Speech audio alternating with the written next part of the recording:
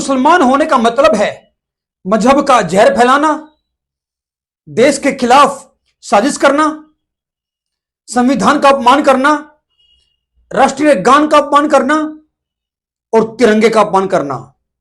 जी नहीं, मगर कुछ मुसलमान ऐसे भी हैं जिनके अंदर सिर्फ नफरत भरी होती है। उनको देश से, संविधान से, देश की राष्ट्रगान से या देश के तिरंगे से कोई लेना देना नहीं होता, और वो जहां भी जाते हैं वो सिर्फ अपनी नफरत ही परोसते हैं।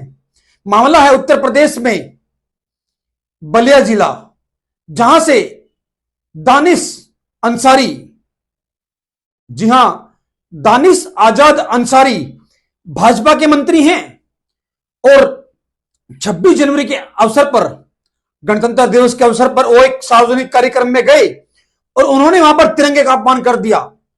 आप तस्वीरों में देख सकते हैं कि तिरंगा फहराने के समय वो किस तरह से तिरंगा ना फहराकर इस तरह से तिरंगे की डोरी को खींच रहे हैं कि जैसे उनको तिरंगा फहराना नहीं, तिरंगे को तोड़कर नीचे लेके आना है। और बात यही खत्म नहीं हुई।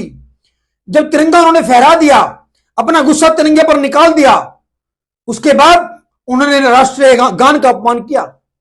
तिरंगा फहराने के बाद राष्ट्रीय गान चल रहा था, मगर ये बलिया के मुसलमान मंत्री दानिश आजाद अंसारी तिरंगे का अपमान करने के बाद राष्ट्रीय गान का अपमान करते हुए अपनी गाड़ी में जाकर बैठ गए। सोचिए, अगर यही हरकत किसी और पार्टी के नेता ने की होती और तो अब तक हिंदुस्तान में बड़ी बड़ी न्यूज बन गई होती। मगर ये मुसलमान जो मुख्यमंत्री था दानिश अंसारी, ये भाजपा का है, इसीलिए कहीं भी इसका जिक्र तक नहीं हुआ। उसने अपने मजहबी आग में, अपने नफरत के जहर में तिरंगे और राष्ट्रीय गान को भी झोंक दिया। तो सोचिए कितनी नफरत भरी है ऐसे नेताओं के अंदर, जिनको लोकतंत्र ने जिताया, देश का मंत्री बनाया, और वो राष्ट्रीय ध्वज का अपमान कर रहे हैं, राष्ट्रीय गान का अपमान कर रहे हैं।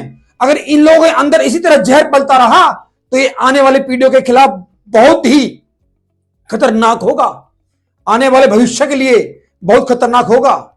क्योंकि मंत्री होने का मतलब ये नहीं, क्योंकि हर मुसलमान एक जैसा नहीं होता, मगर कुछ मुसलमान हैं जिनका उदाहरण है नफरती जहर फैलाना, और वो है दानिश आजाद अंसारी जैसे मंत्री।